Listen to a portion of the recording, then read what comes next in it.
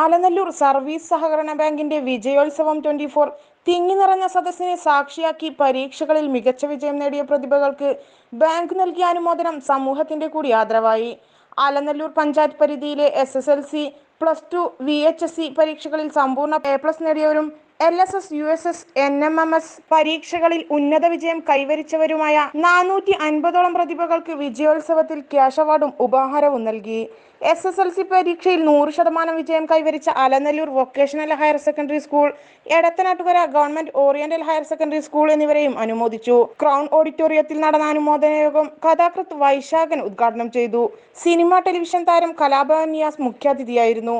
Bank president PPK Muhammad Abdurahman അധ്യക്ഷനായി. ഗ്രാമപഞ്ചായത്ത് president Sajana Sathar, vice president Ayisha B Arattuthodi, ഭരണസമിതി അംഗങ്ങളായ KA Sudarsanan master, Rajakrishnan, K Sayyid, VT Usman, K Sreedharan, T Balachandran, Shareena Mujeeb, P Sreeja, Bindu, മുൻ ഡയറക്ടർമാരായ P Musthafa, Abdul Kareem, Ravikumar, assistant registrar KG Sabu, ജീവനക്കാരായ ജയകൃഷ്ണൻ, V അബ്ദുൽ സലീം, P രഞ്ജിത്ത്, യുവകവി മധു അലനല്ലൂർ, കലാകാരന്മാരായ ഷഹനീർ ബാബു, വിഷ്ണു, സഹകാരികൾ, ജീവനക്കാർ, കുട്ടികളുടെ രക്ഷിതാക്കൾ എന്നിവർ പങ്കെടുത്തു.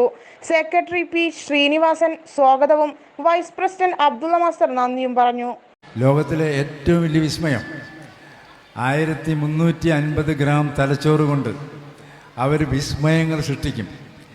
അവരുടെ കഴിവുകൾ തിരിച്ചറിഞ്ഞ് അവർക്ക് എന്താണ് ഇഷ്ടം എന്ന് വെച്ചാൽ ആ വഴിക്ക് അവരെ നയിച്ചാൽ മതി. വലിയ അത്ഭുതങ്ങൾ അവർ സൃഷ്ടിക്കാൻ കഴിയും. മറ്റൊരു സംഗതി, ഏറ്റവും 1-ാം സ്ഥാനത്ത് മനുഷ്യ കുഞ്ഞായപ്പോൾ 2-ാം സ്ഥാനം ആറുകയാണെന്ന് ചോദിച്ചാൽ മക്കളത് അറിഞ്ഞിരിക്കണം. മോശമൊന്നുമല്ല, ചിമ്പാൻസിക്ക് 2-ാം സ്ഥാനം. അപ്പം മോശമല്ല, ചിമ്പാൻസിക്ക് മനുഷ്യ കുഞ്ഞിൻ്റെ അത്രയും വികസിച്ച തലച്ചോറില്ല.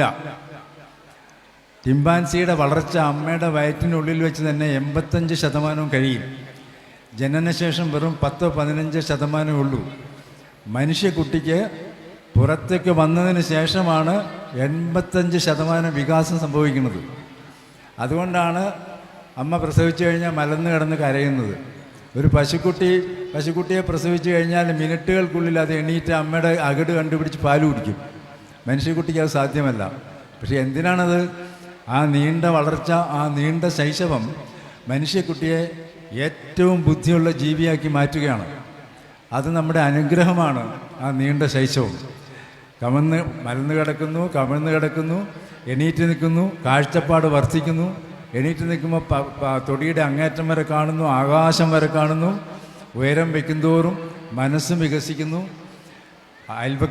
അമ്മ അച്ഛന്മാരിൽ നിന്നും, അയൽവക്കക്കാരിൽ നിന്നും, അധ്യാപകരിൽ നിന്നും എല്ലാം അറിവിങ്ങനെ മഹാപ്രവാഹമായിട്ട് അവരുടെ മനസ്സിലേക്ക് എത്തുന്നു. അങ്ങനെയുള്ള അത്ഭുതങ്ങളാണ് നമ്മുടെ കുട്ടികൾ. ആ കുട്ടികളെയാണ് അലനല്ലൂർ സർവീസ് കോഓപ്പറേറ്റീവ് ബാങ്ക് അവരുടെ ഉന്നത വിജയത്തിൽ ആദരിക്കുകയാണ്. അവർക്ക് സമ്മാന ദാനം കൊടുക്കുകയല്ല, അവരെ ആദരിക്കുകയാണ്. ഈ നാട് അവരെ ആദരിക്കുന്നു. ആ ആദരിക്കുന്നതിൻ്റെ ഭാഗമായിട്ടാണ് ഞാനും നിവാസും ഇവിടെ വന്നിരിക്കുന്നത്. ഞങ്ങൾ അവരെ കാലത്തൊട്ട് വന്ദിക്കേണ്ടതാണ്. പക്ഷെ അവർ നമ്മുടെ കാലത്തൊട്ടാണ് വന്ദിക്കുക. അതൊരു വിരോധാഭാസം. അത് സാരമില്ലാന്ന് വെക്കണം. ഏതാണെങ്കിലും ഞാൻ എൻ്റെ വർത്തമാനം അവസാനിപ്പിക്കുകയാണ്. മക്കളെല്ലാവരും, ഞാൻ നേരത്തെ ഒരു വാചകം പറഞ്ഞു, വിദ്യാഭ്യാസത്തിൻ്റെ പരമമായ ലക്ഷ്യം നല്ല മനുഷ്യരെ സൃഷ്ടിക്കുക എന്നുള്ളതാണ്. നല്ല മനുഷ്യർ എന്ന് വെച്ചാൽ എന്താണ്? കണ്ടാൽ നല്ല മനുഷ്യരെന്നാണോ? നല്ല നിറമുണ്ടെന്നാണോ? ഒന്നുമല്ല. മുഖമോ നിറമോ മുഖച്ഛായയോ സൗന്ദര്യമോ ഒന്നും അല്ല. നല്ല മനസ്സുള്ളവരെയാണ് സൗന്ദര്യമുള്ളവർ എന്ന് പറയുന്നത്. സൗന്ദര്യമുള്ള അവരാണ്, അല്ലാതെ ഐശ്വര്യ റോയി അല്ല. നല്ല മനസ്സുള്ള കുഞ്ഞുങ്ങൾ സുന്ദരനും സുന്ദരികളുമാണ് ഇവിടെ ഇരിക്കുന്ന കുട്ടികൾ. അപ്പോൾ ഈ നല്ല മനസ്സുകൊണ്ട് ഉപജീവനം നടത്തണം. വിദ്യാഭ്യാസം വേണം, നമുക്ക് ഉപജീവനത്തിന് മാർഗം വേണം. പൈസ ഇല്ലാതെ ഭക്ഷണം ഉണ്ടാക്കാൻ പറ്റില്ല. ഒപ്പം തന്നെ അടുത്ത ആളുടെ വിശപ്പും മനസ്സിലാക്കാൻ കഴിയുന്ന ആളുടെ പേരാണ് നല്ല മനുഷ്യൻ. വേദനിക്കുന്നവരുടെ കണ്ണീരൊപ്പാൻ നീളുന്ന കൈയാണ് ലോകത്തിലെ ഏറ്റവും വലിയ ആത്മീയ ചിഹ്നം. അതിനല്ലാതെ മറ്റൊരു കുരിശിനോ കൊന്തയ്ക്കോ രുദ്രാക്ഷത്തിനോ ത്രിശൂലത്തിനോ ആത്മീയ ചിഹ്നമാകാൻ പറ്റില്ല. കരയുന്നവരുടെ കണ്ണീരൊപ്പുന്ന കൈ, അതാണ് ഏറ്റവും വലിയ ആത്മീയ ചിഹ്നം.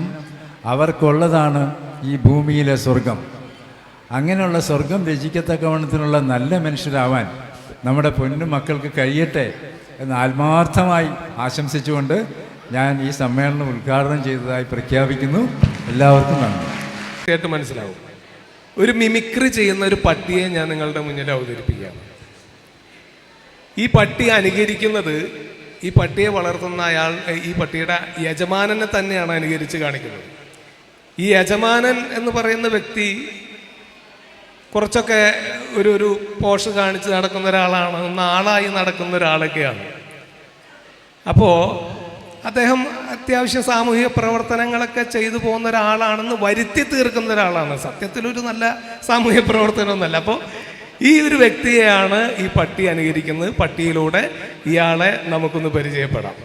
എന്തായാലും ഈ യജമാനൻ, ഈ പട്ടിയുടെ യജമാനൻ എലക്ഷൻ വന്നപ്പോൾ എലക്ഷന് മത്സരിക്കാൻ നിന്നു. ആ സമയത്ത് ഇയാൾ ഈ കവലകളൊക്കെ ചെന്ന് പ്രസംഗിക്കുന്നത് ഈ പട്ടി കണ്ടു. അപ്പം ഇദ്ദേഹം ഓരോ കവലകൾ കയറി ഇറങ്ങി പ്രസംഗിക്കുന്നത് എങ്ങനെയാണെന്ന് ആദ്യം നമുക്ക് ഈ പട്ടിയിലൂടെ ഒന്ന് കാണാം കേട്ടോ.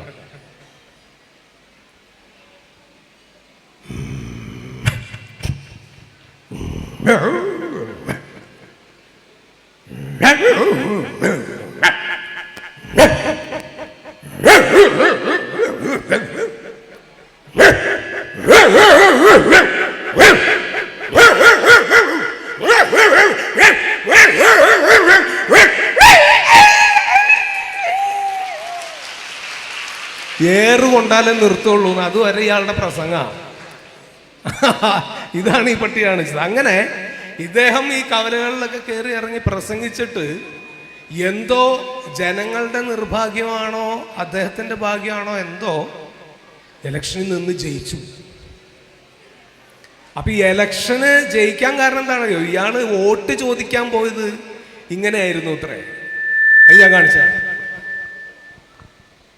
ഇദ്ദേഹം വോട്ട് ചോദിക്കാൻ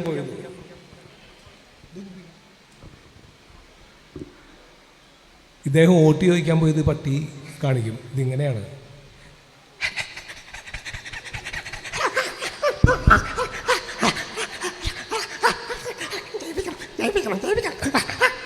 ഇങ്ങനെ അടിയും കാല് വരെ നക്കിയിട്ടാണെന്ന് ഇയാൾ വോട്ട് ചോദിച്ചിരുന്നത്. അങ്ങനെ ഇയാള് ഇലക്ഷന് ജയിച്ചു കഴിഞ്ഞപ്പോൾ നമ്മൾ സാധാരണക്കാരായിട്ടുള്ള ആളുകൾ, ഒരു സ്ഥാനത്തിരിക്കുന്ന ആളുകളുടെ അടുത്തല്ലേ നമ്മുടെ ആവശ്യം പോയി പറയാൻ പറ്റുള്ളൂ, നമ്മൾ തിരഞ്ഞെടുത്തല്ലേ. അങ്ങനെ ഒരു സാധാരണക്കാരൻ ഒരു ആവശ്യമായിട്ട് ഇയാളുടെ അടുത്ത് ചെന്നപ്പോൾ ഈ സാമൂഹ്യ പ്രവർത്തകൻ എങ്ങനെയാണ് പ്രതികരിച്ചത് എന്നുള്ളതും കൂടി ഈ പട്ടി കാണിക്കും. അതിങ്ങനെയാണ്. നമുക്കൊരാവശ്യമായിട്ട് ചെന്ന് നോക്കാം. സാറേ, ഞാൻ എൻ്റെ മോളുടെ അഡ്മിഷന്, അല്ല സാറിൻ്റെ അടുത്ത് ഈ ലെറ്റർ തന്നാൽ മതി. സാറിന് ഇതൊന്ന് മോളുടെ അഡ്മിഷൻ